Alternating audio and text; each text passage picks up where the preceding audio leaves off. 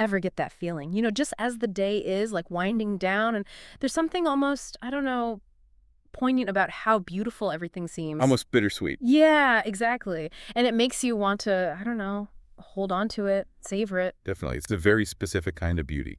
And it seems like poets throughout history have tried to capture that feeling. Today, we're diving into a tome from the Tang Dynasty that does just that. Ooh, the Tang Dynasty. They really knew their poetry. They did. It was practically a national sport back then. Okay, so the poem is called Climbing Up to Enjoy the Scene at Leyouyuan by Li Shangyin. And get this, in those days, poetry wasn't just about feelings, it was like a pathway to power. Oh, absolutely. Being a skilled poet could get you places in the Tang court. Imagine having to impress the emperor with your verses.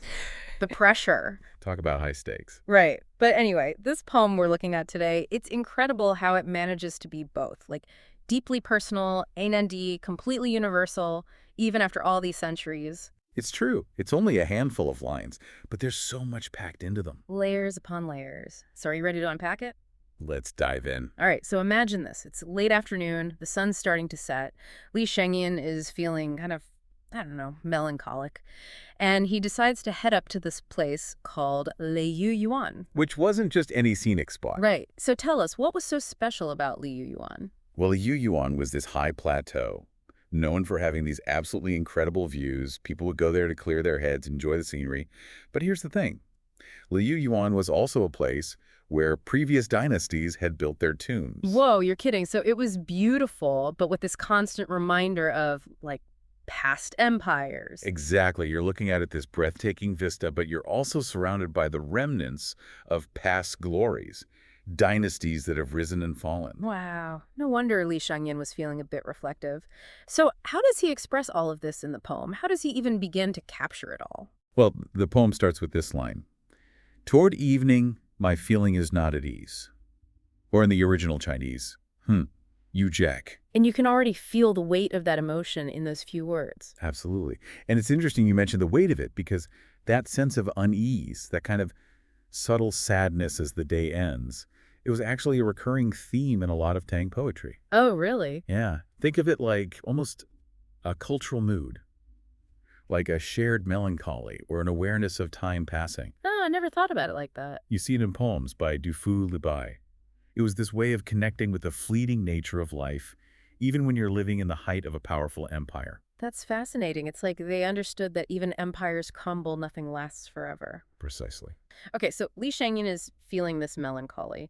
And what does he do with this feeling? The poem continues. I drive my carriage up to the ancient plateau, or Nishani. He's seeking something out.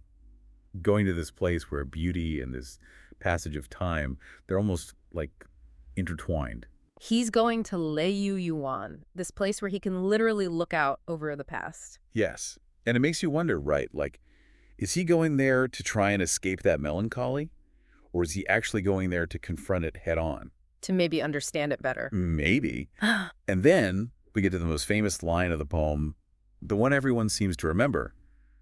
The setting sun is infinitely good. Or, as it is in Chinese, Tawan. It's funny because I was reading that in the original Chinese, those words have this incredible musicality, this rhythm that's really difficult to translate. That's true. The way the words flow together in Chinese adds another layer to the poem.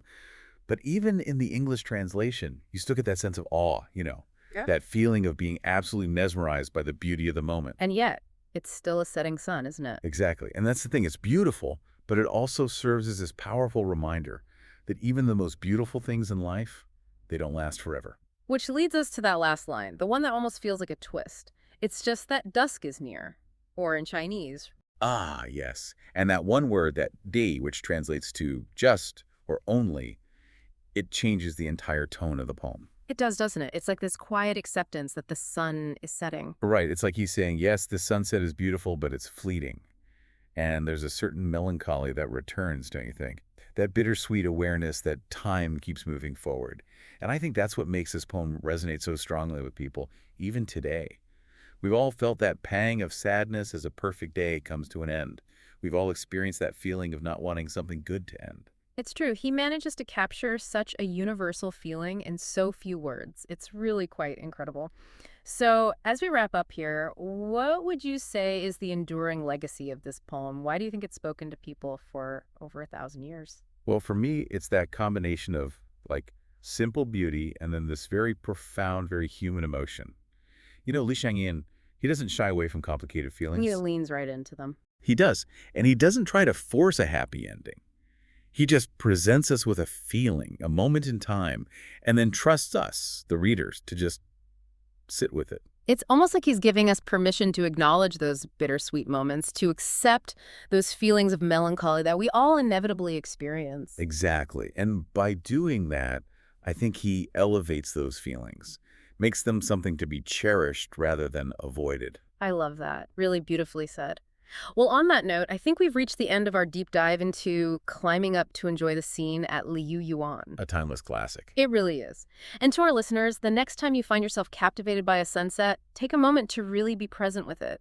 Think about Li Shangyin's words. Don't just see the beauty, but let yourself feel the weight of it, that bittersweet awareness that it can't last forever. And ask yourself, does knowing that something is fleeting, does that make you appreciate it more, or does it make the experience melancholic? Something to ponder, for Yeah. sure.